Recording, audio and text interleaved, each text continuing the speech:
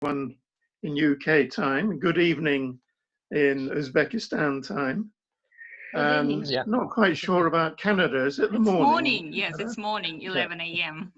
So it's a global feeling at the moment. I hope everyone is keeping safe and happy in their various restrictions. I've not been out except to my garden for the last 2 weeks. But I have plenty of books, as you can see. So things are not too bad here at all. I hope everyone is keeping well. When Nodira first invited me to talk to you, she was asking for suggestions as for a title. And the title that has been chosen, I see, is, what's it, Mistakes I Have Made, or something similar. And I would say that maybe the first mistake is to agree to do this. No, we're so grateful. You're so kind. I mean, Les is a great friend of Uzbekistan. He's so devoted. I'm so impressed with your devotion and commitment. And he's always the first to respond to all my requests. Yeah, thank you so much. Well, thank you as well, because you probably know I've made a great number of friends in Uzbekistan, and I've always been welcomed very warmly there. I very much enjoy communicating with people there and also visiting. And I hope to visit again before too many months have passed, when the world gets right again. Yeah. So let's look forward to those times. If I can start then, my take on this title is really about what I was right about and what I was wrong about in teaching. I look back maybe almost 50 years to when I was a new teacher. Young teacher, not very confident, and I would say not very skilled, quite enthusiastic. But what did I do wrong? What mistakes did I make at the beginning? And there's one I think I am aware of, especially today, because today, Thursday the 16th, I should have been driving to Manchester in order to attend the IATEFL annual conference. Of course, we can't have the conference now, but it does remind me that when I was a young teacher, I did not take part in teacher association activities. And that is something I didn't do until many, many years later. But it's something I should have done from the very beginning. And it's something I advise all young teachers, new teachers, old teachers, all teachers. They should, if possible, do take part in teachers' associations. Now, this might be big ones like TESOL International, or it might be IATEFL, or it can be your local teachers' association, or preferably both, a local one and an international one. Because honestly, you do get so much in return. If you give something to an association, you're giving to your colleague.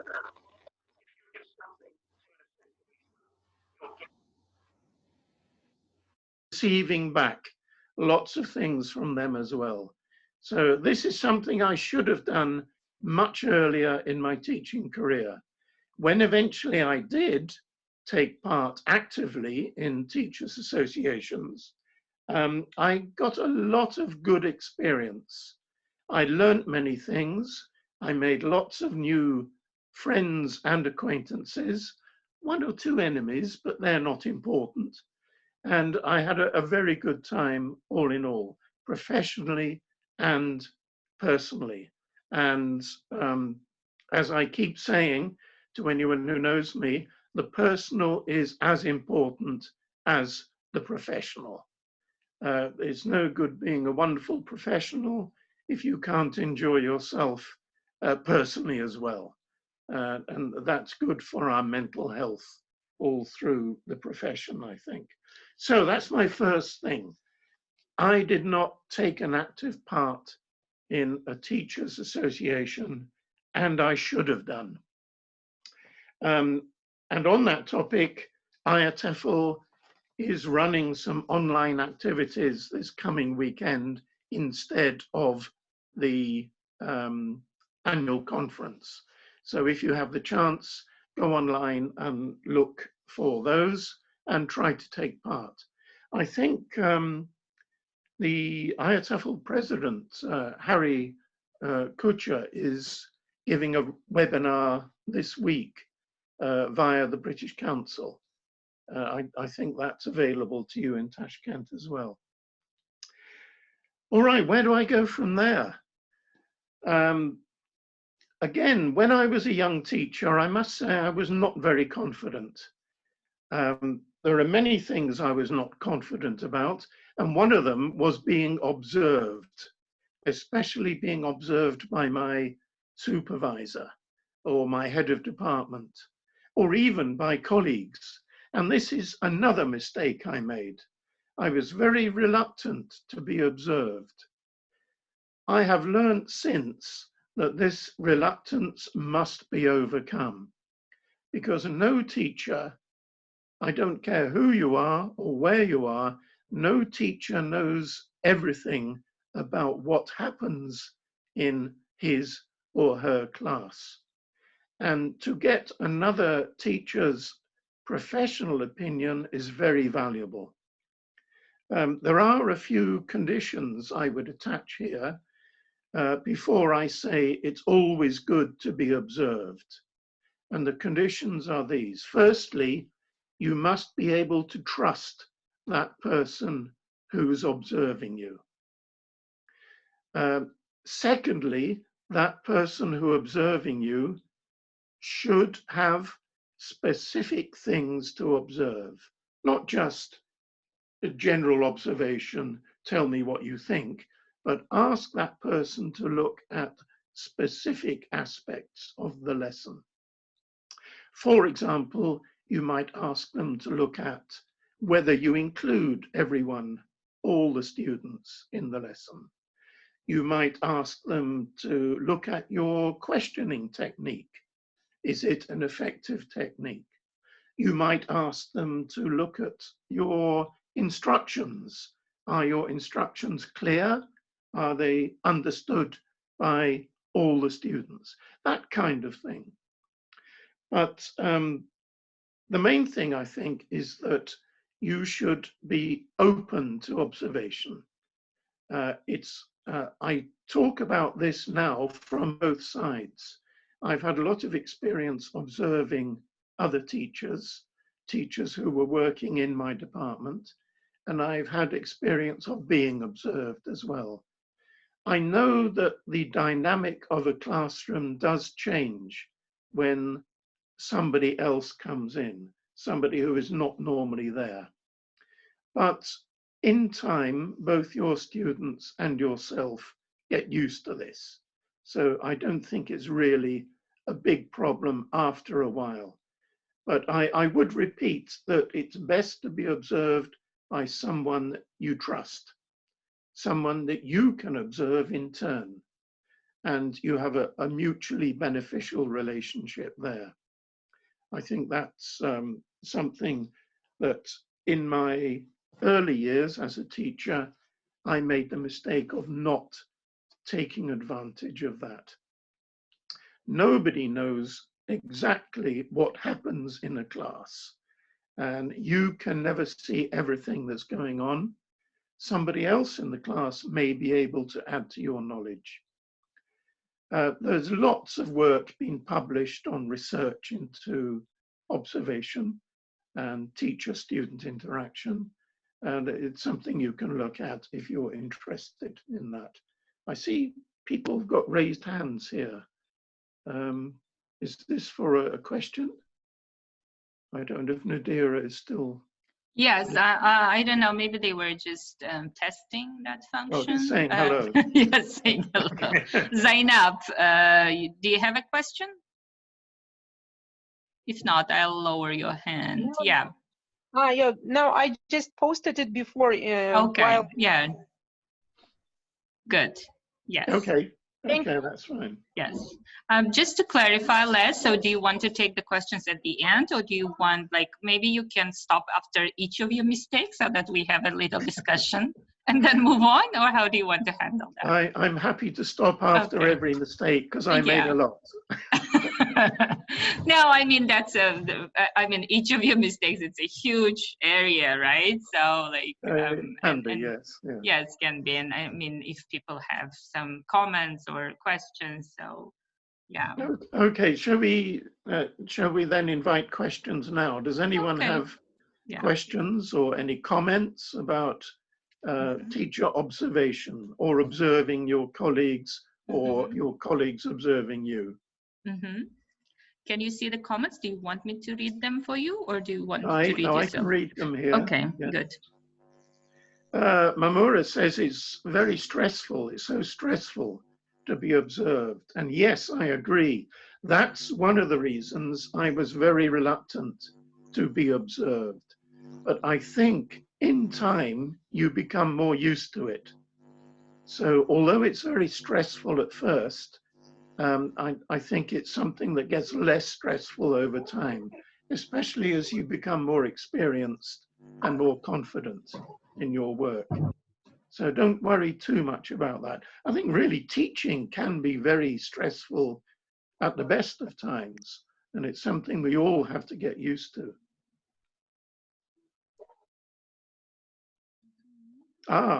Malika, how to express opinions after observing another teacher in a polite way. An excellent point. Very good question there. Well, remember I said that it's best to be observed by someone you trust. Someone you trust is also going to be someone who trusts you. So they can be honest, but they can be honest in a positive way. And I think anyone who gives advice after an observation has to try to be positive in that advice, not just you did this wrong or that's wrong, or you should have done that or you didn't do that, but suggestions as to what you could do next time. In the same way that a good teacher will give constructive advice to a student. Not that this is wrong and that is wrong, but why don't you try this next time? And look out for that and see if you can improve that or change your behavior in that way. Observers are not always correct. We must bear that in mind as well, because we're all a bit different as teachers. So what works for me might not work for you and vice versa. But the main thing I think is any advice, any feedback after an observation should be positive. Give it in a positive way. Les, can I ask a question, please? Please do. Thank you, first of all, for interesting beginning of your talk. Well, as a teacher, we know our strengths and weaknesses. And how do you consider the point to ask for observation for a certain part of the lesson? What do you think? Would it be beneficial for us, or it's okay to observe the whole lesson? Thank you. I see. Yes, I see. I think if there is an observer, the observer should be there for the whole of the lesson, because it's a little disruptive for somebody to come in or go out during the lesson. It's not a big thing, maybe, but I would prefer an observer to see the whole lesson. In that way, whatever they're looking at, they can put into the context of the whole lesson. And I think that's more useful for us as observees.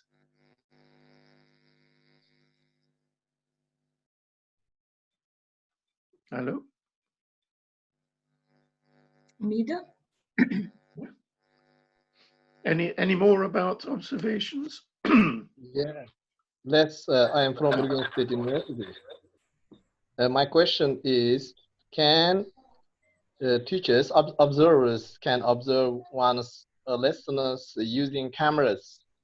I mean, they will not come into the classroom and they can observe. What's your opinion about it?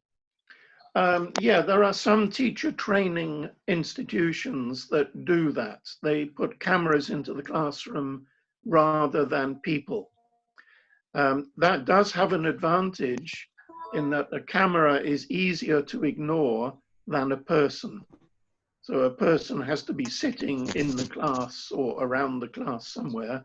A camera is very easy to ignore. You can get over that.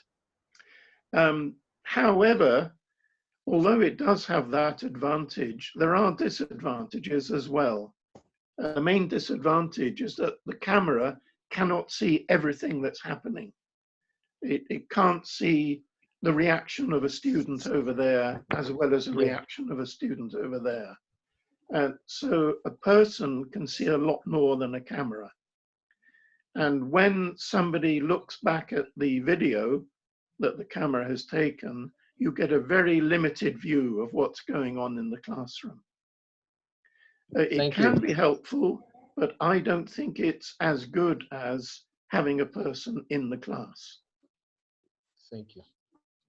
Aslıddin Tajiyev, I have also a question. Liz, should observer pay attention to the special order steps of the lesson or to the quality of the lesson?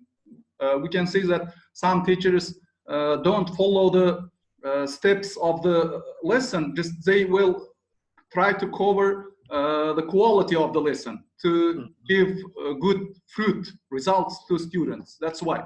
From this point of view, what do you think? I think that question brings up another question of, is the observer a supervisor or a colleague? Mm-hmm. Because often a supervisor will be required to observe all of his or her teachers at some point. And this is almost like it's a judgment on your teaching. Mm-hmm. That's an extra stressful situation, I believe. Mm-hmm. And for that reason, I think a head or a supervisor who is observing should not measure that lesson against a pre-written template. They should not say, this is not the lesson that we have told you to do. You should, as a supervisor, you should accept a lesson as a teacher's decision.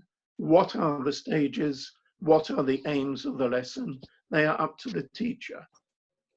This is not always possible. I might be a bit idealistic here because I know many teachers are observed because the observer wants to check whether they are doing things correctly, as is written down in the rule book, as it were.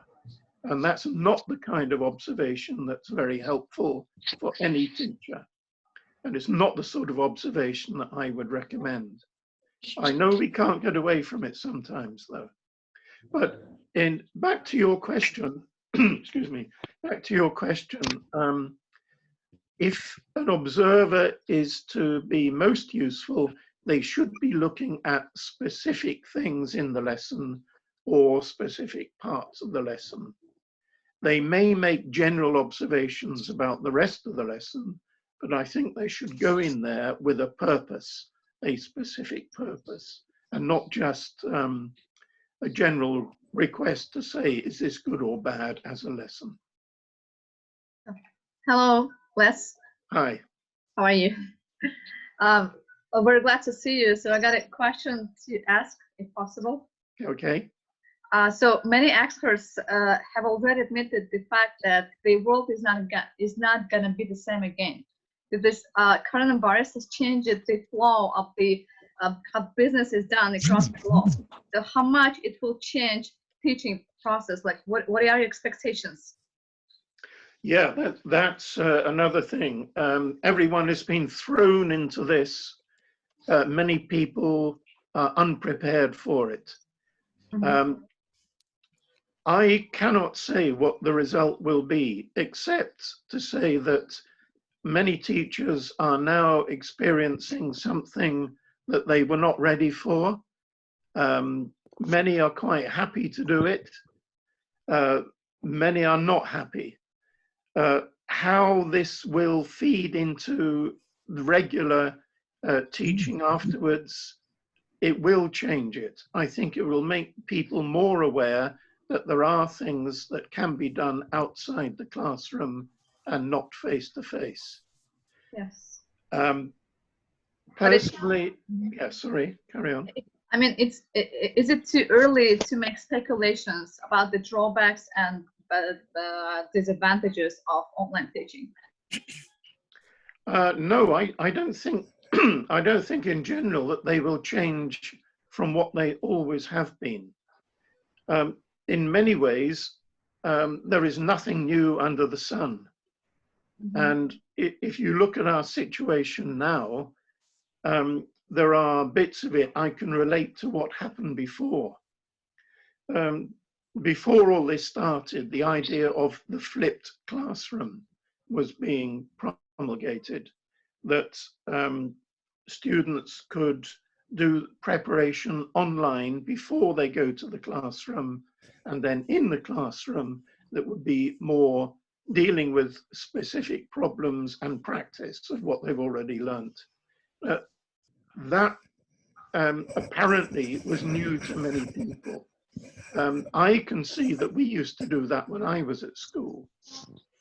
So what we're doing now is, in many ways, we're giving students the opportunity to work outside the classroom. It's the same for the teachers, of course. We're also working outside the classroom. But I think students will realize that there is a way that they can study. It doesn't have to be with their teachers, but it can be online, outside the classroom, a lot more than they've been doing to date. And then when they get into a classroom with a teacher, that's the time to use their teacher's individual expertise. Maybe one-on-one stuff, maybe group practice with other students and so on. But one of the lessons I think that is being learnt at the moment by teachers is that online teaching is not easy. It can be exhausting. It can be more exhausting than face-to-face teaching. And that's something that teachers must be careful about.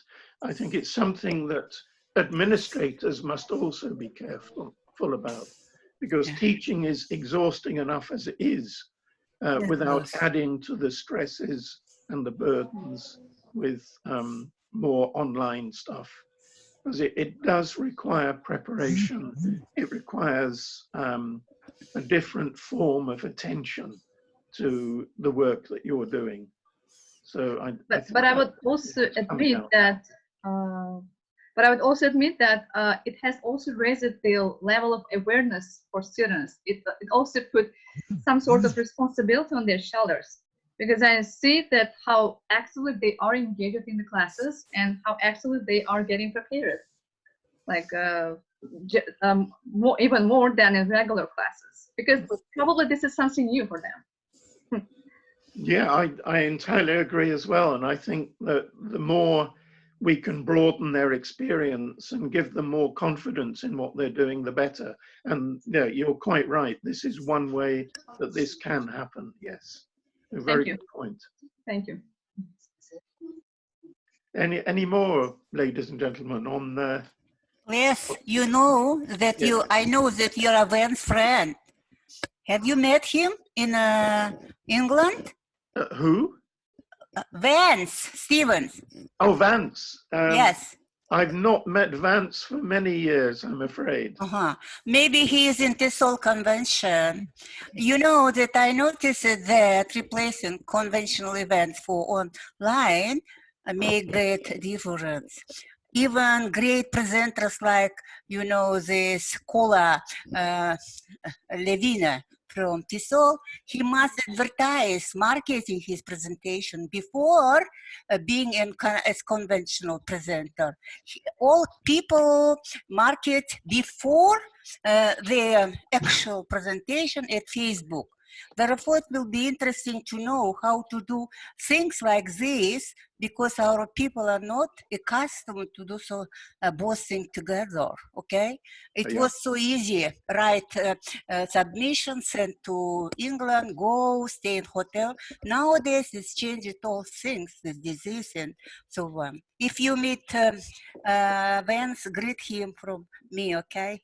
I will indeed. And of course, Vance was one of the pioneers in online teaching. Yes. By the way, Uzbekistan was the first country in conventional, replacing conventional events via online. It was me last year in TESOL making these events. If somebody is interested, I can post our bridging event with Atlanta last year. It was so great.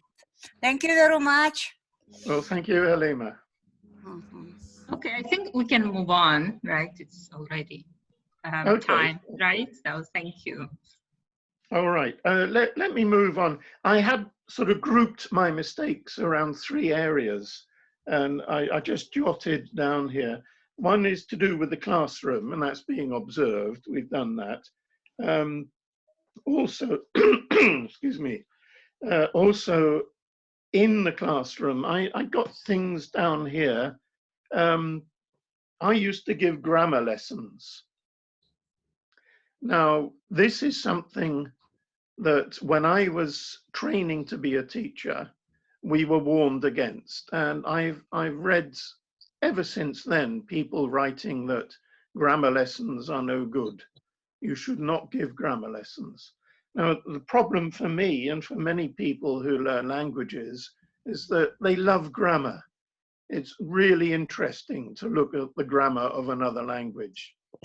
But it has to be said that learning just the grammar or concentrating on the grammar does not help you communicate fluently in a language. Of course, you do need grammar, but one of my mistakes as a young teacher was having such an interest in English grammar that I used to give lessons in it.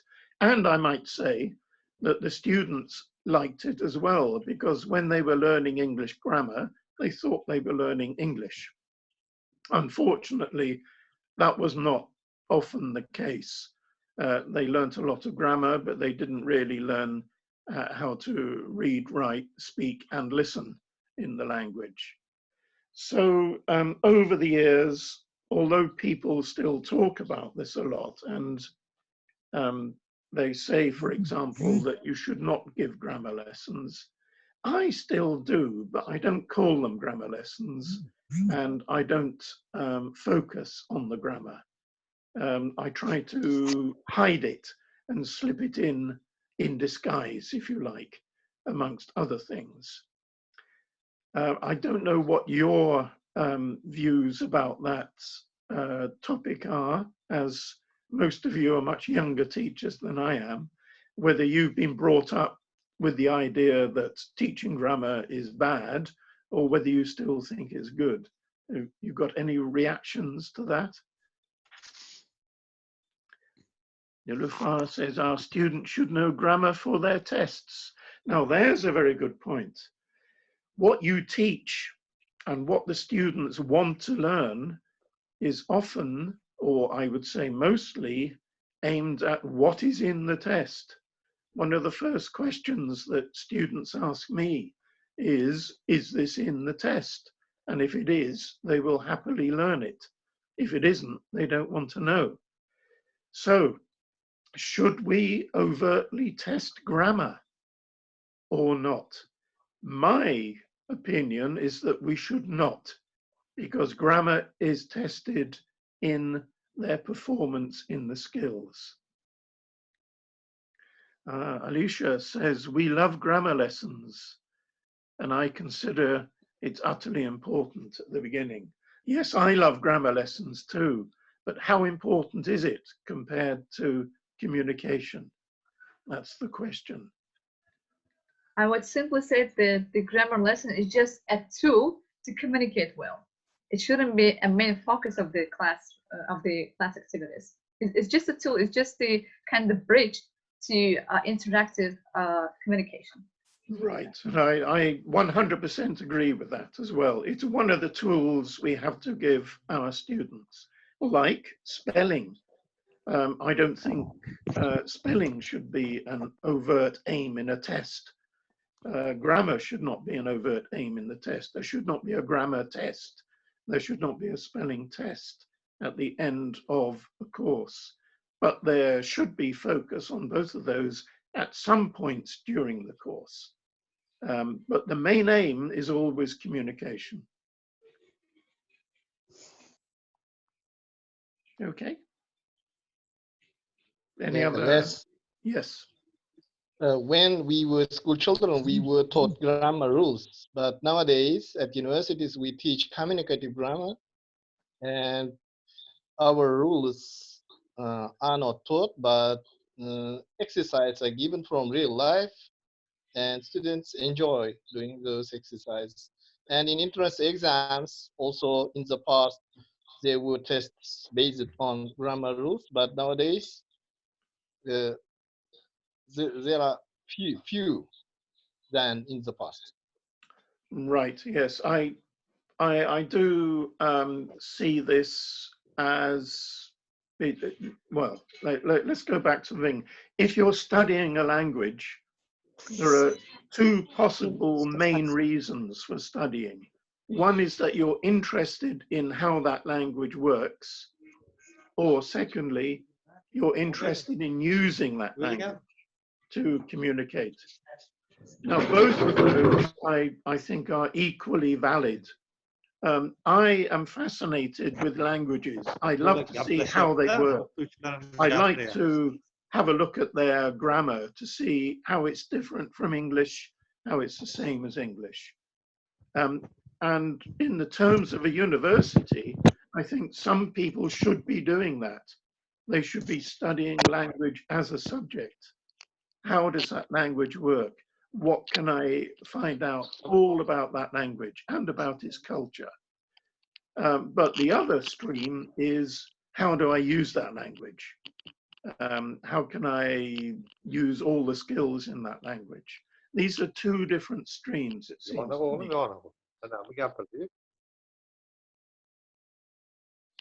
Madeira?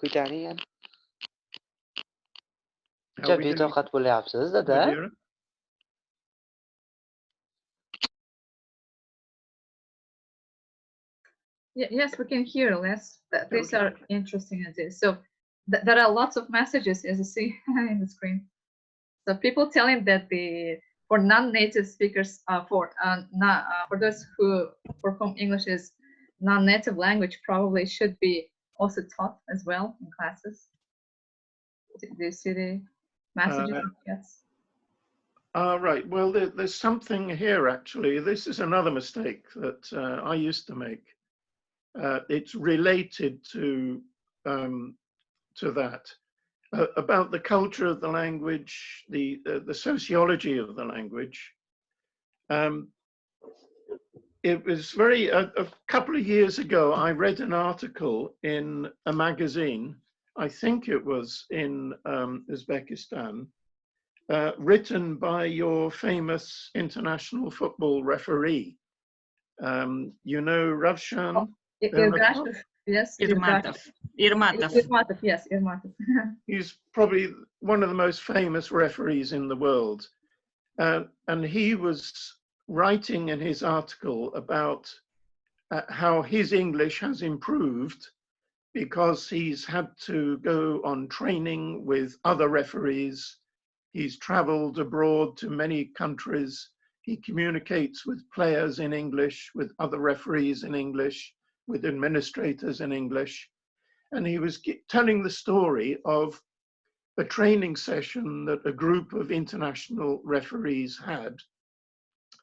and they were all communicating in English, and they were all understanding each other very well, except they could not understand one referee very well.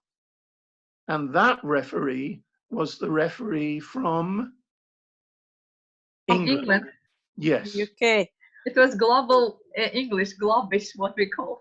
Yeah, well, that is exactly the point, because anyone who is a native speaker of English, who is not aware of language, will include a lot of cultural references, a lot of sort of private references that somebody who does not live in the country will not understand, will not pick up on. They'll include a lot of colloquial English, and people who are not aware of language think that colloquial English is easier than formal English, which is absolutely not true. Colloquial English is much more complex, and there are lots of meanings and references that you cannot pick up on if you do not live in that culture.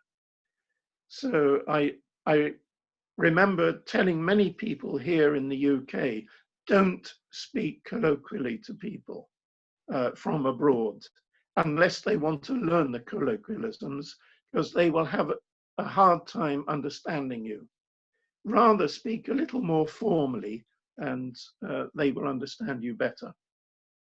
So it's a difference between something like a request like fling us that book compared to please give me that book. So somebody colloquially might, or in the language of the street, might use fling us. Fling meaning throw, us meaning me. Some dialects in English still use us meaning me. Compared to give me, which is much more understandable internationally. It is a matter of private code of native speakers against the international comprehensibility of language. And for that, in fact, that's one reason I'm very reluctant to use native speakers as models of English speakers. I'd much rather use a range of native and non-native speakers. I also think that gives non-native teachers an advantage. That's a completely different subject, which I can talk about if you want to, but I think it's not quite what I'm here for today. Okay. Can I move on? Yeah, sure. Yes. Yeah, okay. Talking about observations, we made an oblique reference, I think, to lesson plans. I've talked about lesson plans to many teachers in Uzbekistan. And I used to make the mistake of thinking that they were necessary. Even when I was a head of department, I used to ask for people's lesson plans. I have changed my mind completely now. I think lesson plans are largely a waste of time. Again, I have one or two conditions. I think for new teachers or teachers doing a new or teaching a new area of language, lesson plans are very useful. But they're useful only if they're personal, private to the teacher. I would never judge a teacher on their lesson plans, partly because there are so many widely available on the internet that you can never be sure that that is that teacher's lesson plan. They may just have lifted it from somewhere else, and why not, is my view on that. When I was a head of department, I did not ask teachers for their lesson plans. I expected a teacher to have worked out what they wanted to do in the lesson according to what their aim in the lesson was. So I would ask them to give me a very short note about the aims of the lesson. I did not want to see a detailed lesson plan because I think they are a waste of time, except for new teachers. If you are being trained as a teacher, it is useful to write down as much as you think you need, step by step, of what's going to happen during the lesson.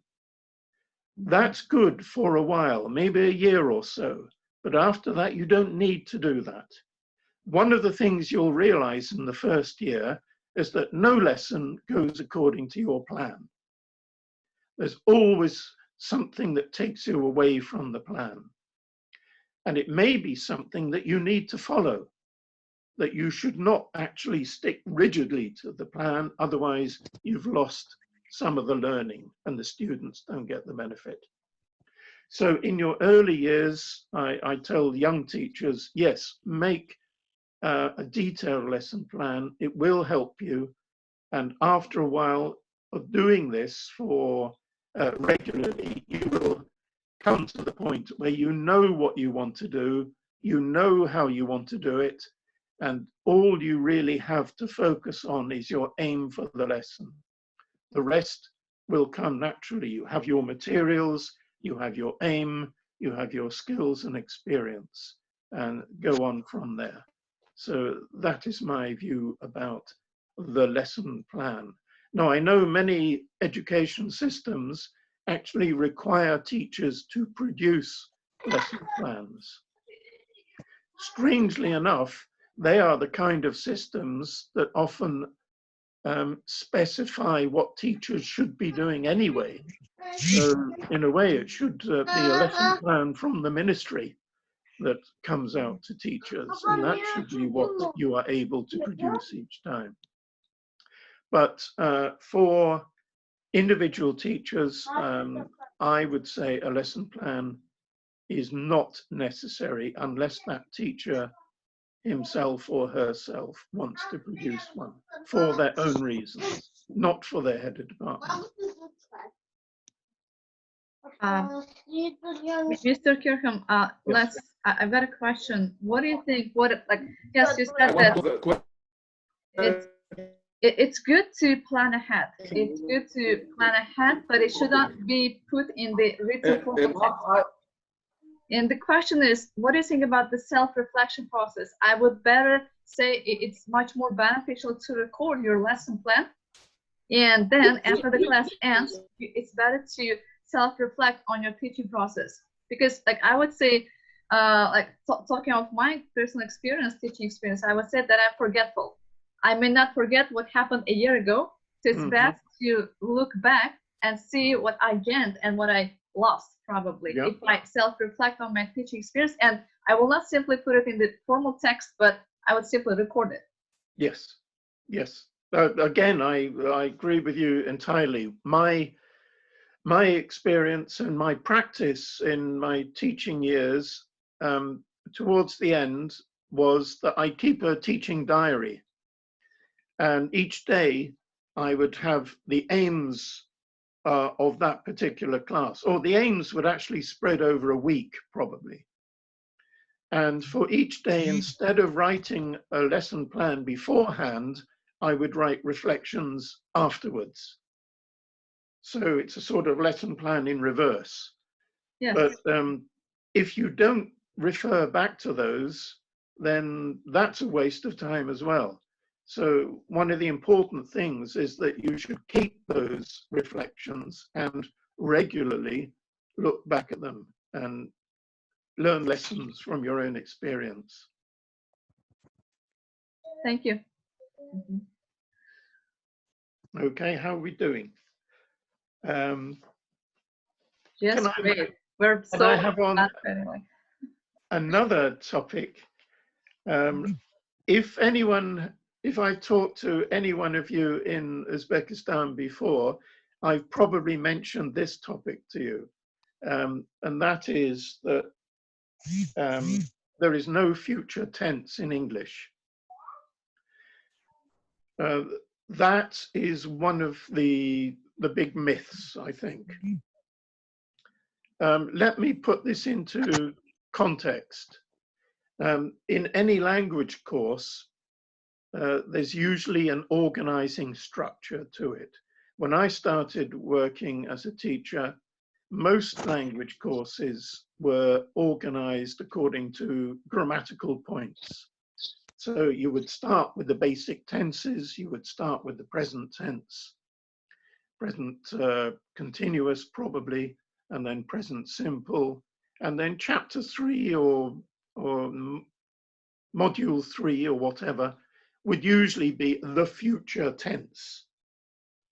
And so we'd all go through the future tense, as it was called. We'd teach will, a little bit of shall, and how to use that. Then we go on to the past tense, and we'd have the same set of verbs, change them to the past. We'd use the past tense and so on.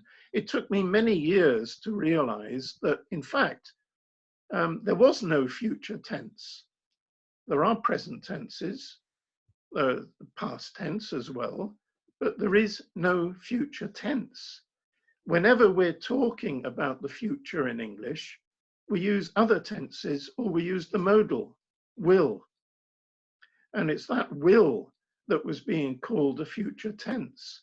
And I think now, from my perspective, this is a great disservice to students of English, that even we should use the name future tense. In fact, quite logically, I suppose, we know very little about the future. All we can do when we talk about the future is to express our present idea of the future, whether we're promising something will happen, whether we have organized with somebody else that it will happen, whether we're looking at a timetable to see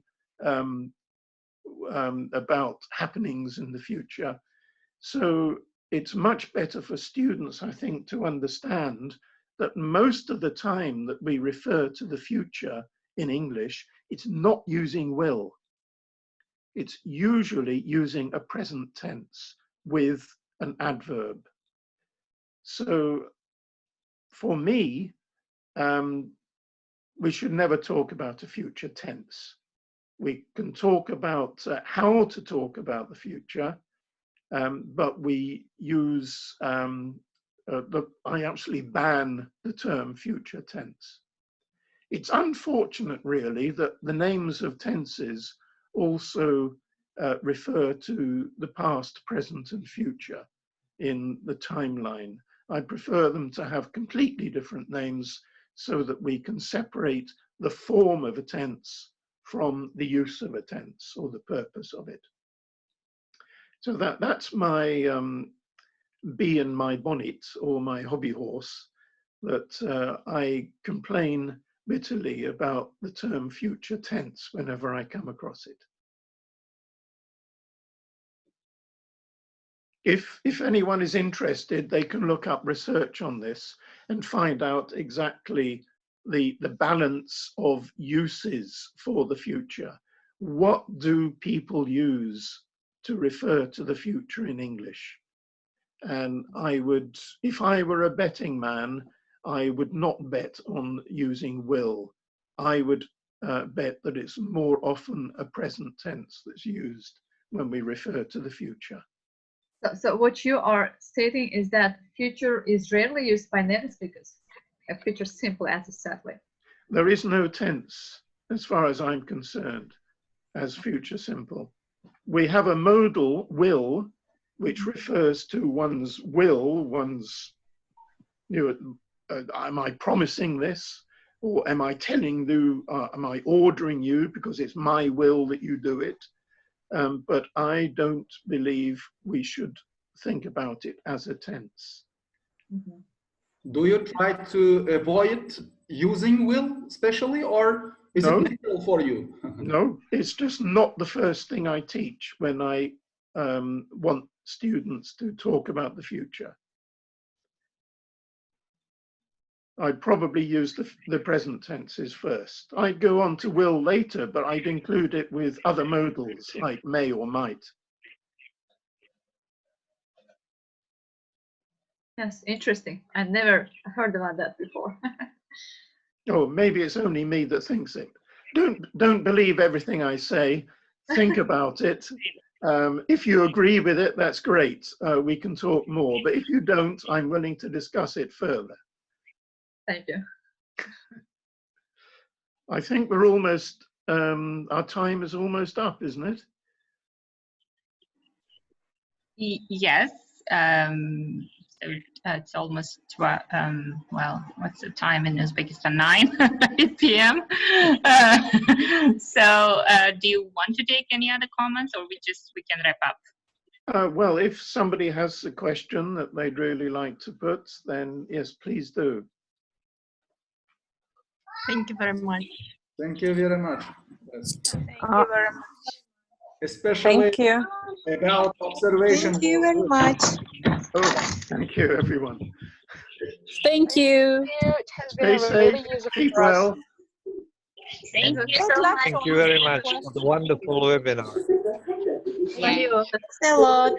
Goodbye. Thank you, both of you. Nice to see you. Bye. The information about the future, For your useful advice. I'm really shocked about this. Thank you very much. Advice on observation. Okay, Useful for us. okay. Bye, everyone. Okay, thank you, Les. See you in Hope to Uzbekistan see you again. soon again. Bye. Yeah.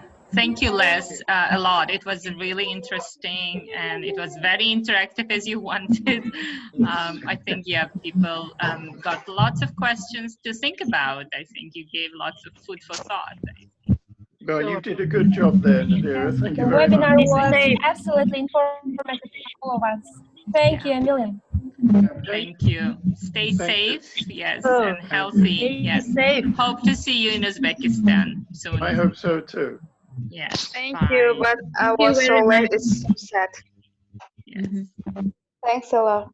Okay, bye, everyone. Thank you. Take care. Thank you. Thank you. It was really enjoyable. Thank you.